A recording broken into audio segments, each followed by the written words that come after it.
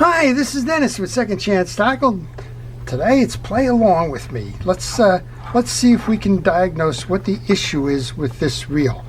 This reel is a Penn DelMar 285. It was middle in a good, better, best strategy back in the 1960s and 70s.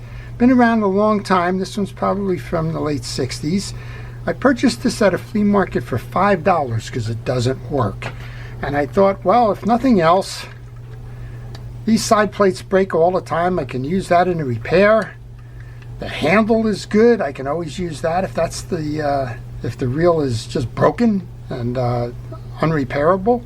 But I also have a lot of pieces and parts for this, and I have an arrangement with a fellow that runs a charter boat, and he said anytime you find these in working condition, he'll be happy to buy them from me. So for the $5 investment, I'm not going to lose one way or another. But here's the issue. I picked it up and notice we're not turning, even though our drag washers are locked down. Oh, that's in free spool, I guess. Kind of. Well, either way, it doesn't work, does it? So it doesn't work. The spool turns, the handle turns. It almost says like you're missing a gear or something. There is a space here, but you tighten that down, nothing happens again. So we're trying to think, what can that be? And for $5, for curiosity and for educational purposes, I sometimes call these things tuition reels. Play along with me. Do you know why this is failing? I think I know why. So let's take a quick look at this. The DelMar itself is a conventional reel. It's used for fishing primarily from boats. Sometimes you could cast from the shore, but it's not the best casting reel. It does have a large capacity. The capacity is probably around 250 yards of heavy line, 20, 25, 30-pound test. The difference between the DelMar, I said this is the better. The first one was the Penn 85 or Seaboy. That had a plastic spool, and it had a little bit narrower posts. It had a different handle. It had a handle that was a cone handle on it, not a torpedo knobbed handle. And other than that, the gearing essentially is interchangeable with the reels. And well, this one they upgraded. They went to a metal spool, a little bit shinier chrome, a little bit more robust, or the handle that's shared with the Long Beach line. And then that's the third one. It actually was the best, good, better, best, the Seaboy, the DelMar, then the Long Beach 60. They all shared frame components and parts. The spools are all interchangeable. The handles are all interchangeable. Gearing is all interchangeable. On the 60, they went to an internal chrome ring to help reinforce these Bakelite plates. And that reinforcement was because, well, as I just mentioned before, these things crack a lot, and you can't find the replacements any longer for that. So if nothing else, I got a replacement part and a replacement handle. But my guess, we'll see if we are right. Do you have a guess? What's yours? I'll wait. Okay. My guess is we've got broken line inside here, and that's preventing the pinion gear from engaging with the spool, causing it to appear to be that the reel just doesn't work. I'm going to hope that I'm right, and that the vendor, who had no idea why it didn't work, just said for $5, get it out of here. And I said, sounds like a deal. Let's take this off, and we'll see if I'm right. If not, well, I'm going to have to go take everything apart and see what else is wrong. Could be a broken gear, could be parts missing. You're never quite sure on these things. My guess is we just have line that's gotten broke and wrapped around. And that, if I'm correct, that just comes from experience.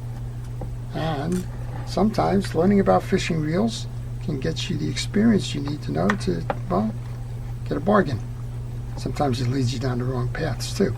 Well, if you like these kinds of videos, I want to encourage you to subscribe to my channel. If you do subscribe to my channel, please use that notification button.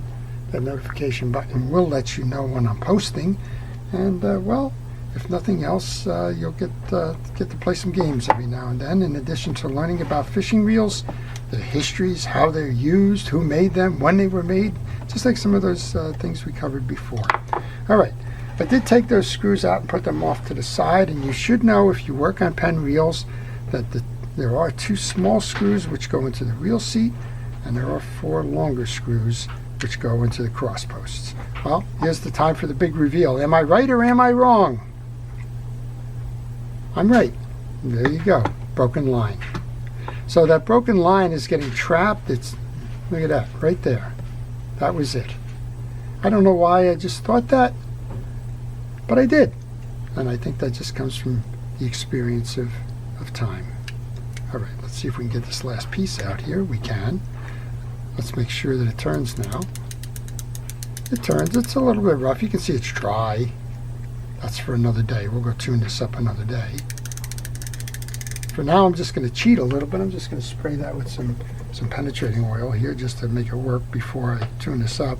As I mentioned, I have a fellow who runs we call them party boats here on the East Coast. Sometimes they're called head boats. Sometimes they're just called charter boats. You can see that's just turning beautifully. We can also see that there is rust on the spool shaft here, and that probably came from all that stuff just kind of getting wrapped around there. I'll just take a moment here to clean that up. And again, I'm just cheating this. I'll go back and fix this one for him now that I know that it's broken line. Kind of funny how that just performed like that. That broken line caused the spool to kind of run out of true. I'm just hopeful that it's not caused an issue with the side plates bending on it. I don't know how long it was used with that broken line in it.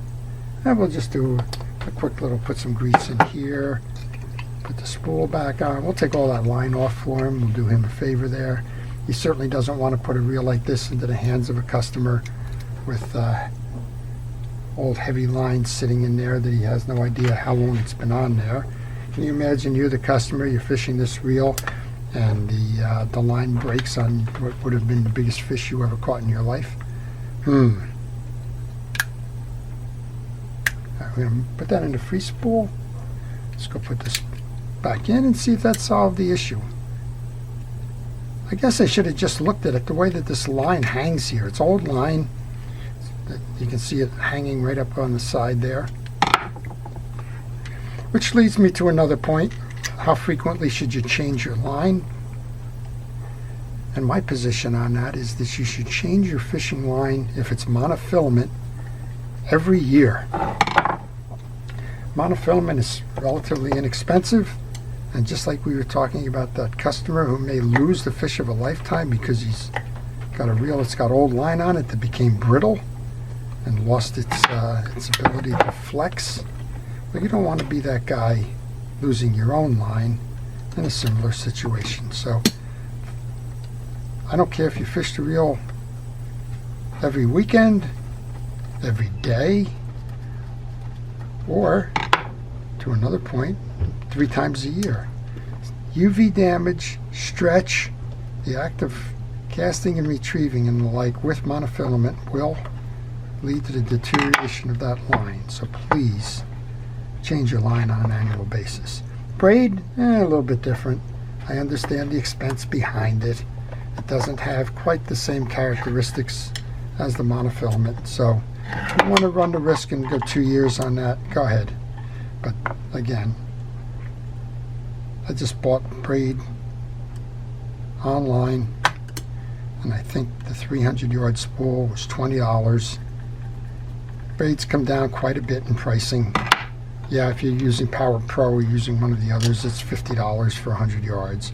I just bought 300 yards at $20. So I would recommend you change it. Let's see what we got here. We're in free spool now, I think. Nope, we're in gear. Look at that. All of a sudden, we're not nursing that free spool. Let's go into gear. $5 reel and a little bit of knowledge. It's funny.